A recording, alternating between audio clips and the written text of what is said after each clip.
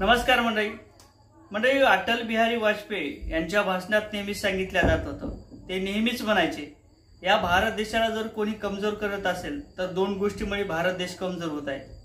पहिली गोष्ट म्हणजे जे काही फुकटचं राशन असेल ते बंद केलं पाहिजे, आणि दुसरा विषय अटल बिहारी वाजपेयी यांचा होता, ते म्हणजे जे काही शासनाच्या माध्यमातून फुकटच्या योजना दिल्या जातात ह्या सुद्धा बंद केल्या पाहिजेत। या दोन गोष्टीमुळे पूर्ण भारत देश मागे येत आहे, कुठेतरी कमजोर होत आहे, आणि या भारत देशातील जे काही लोक असतील ते आता आळशी होत चाललेले आहे, त्यांना काहीही करायची मानसिकता राहिली नाही।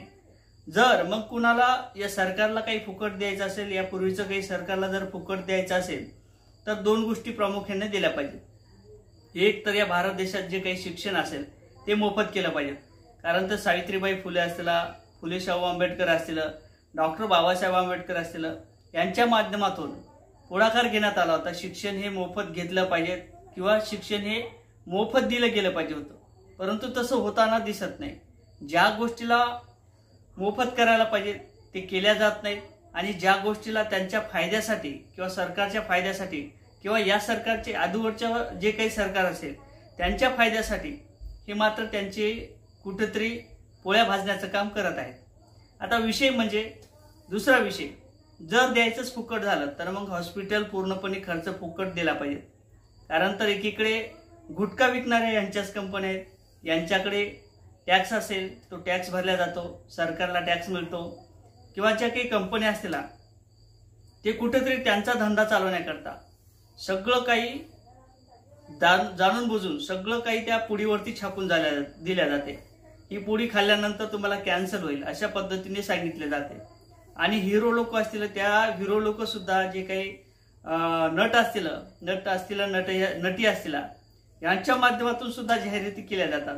आता उदाहरण जर घ्यायचं झालं तर पीएम किसान सन्मान निधी योजना, काय नाव दिलं, पीएम किसान सन्मान निधी योजना। म्हणजे काय होते, एकीकडे सन्मान निधीच्या नावाने, नमो शेतकरी सन्मान निधीच्या नावाने वाजागाजा केला जातो। सरकारची कुठेतरी ही चॅटिटी असते, कुठेतरी त्यांची चाणक्य नीती असते। जे काही राजकारण आलं, विधानसभा आल्या, लोकसभा आल्या, त्यावेळेस काय होते, या गोष्टीचा इफेक्ट त्यावेळेस पडतो। काय म्हणलं जाते, पीएम किसान सन्मान निधीचे आम्हाला पैसे मिळतात, शेतकरी सुद्धा खुश होतो। अहो शेतकरी साहेब, शेतकरी राजा, तुमची मजुरी किती आहे रोजची? तुम्ही एखादा जर रोजदार गावात शेतामध्ये जर घेऊन गेले तर त्या शेतकऱ्यांना मजुरी किती मिळते? 500 ते 600 रुपये। मग तुम्ही इतका कमजोर आहात का? जे काही तुम्हाला महिन्याला 500 रुपये दिले जातात, म्हणजे वर्षाला किती दिल्या जातात?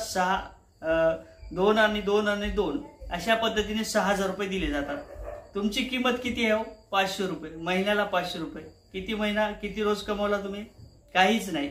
मग जर अशा गोष्टीचा फायदा इलेक्शनला असेल, विधानसभा असतील, लोकसभेला असेल, त्याचा फायदा डायरेक्ट होतो, म्हणून सरकारने अशा पद्धतीच्या योजना काढलेल्या आहेत। म्हणून तर म्हणायचे अटल बिहारी जे काही म्हणायचे ते याच कारणाने म्हणायचे, या भारत देशातील जो काही लोक असतील, जे काही नागरिक असतील ते पूर्णपणे आळशी होत चाललेले आहे। आता हे पैसे 500 रुपये उचलण्याकरता आपण बँकेला बँकेच्या रांगेला लागतो। किती वाजता बँकेत जातो? सकाळी 7, 8, 9 वाजता। बँक उघडली सुद्धा नसते, त्या ठिकाणचे कर्मचारी जे असतील 11 वाजता पोहोचतात, परंतु आपण किती वाजता जातो? सकाळी 7, 8 वाजता। मग कोणाची चूक आहे हो? अहो तुम्हाला 500 रुपये रोज आहे, 500 रुपये बुडवून महिन्याचे 500 रुपये घेण्याकरता त्या ठिकाणी आपण रांगेला लागतो। मग जर शेतकऱ्यांना जर हिताचे निर्णय घ्यायचे असतील किंवा शेतकऱ्यांना जर काही द्यायचंच असेल तर मग एखादा नॅनो युरिया प्लॅन उभा करा, शेतकऱ्यांना खतबी मोफत द्या, शेतकऱ्यांना लागणारा जे काही भाव असेल, हमी भाव असेल ते फुकट द्या। कसली पीएम किसान योजना आणि कसली नमो शेतकरी सन्मान निधी योजना, या भारत देशाचा अक्षरशः खेळ करून टाकलेला आहे राजकारणी लोकांनी।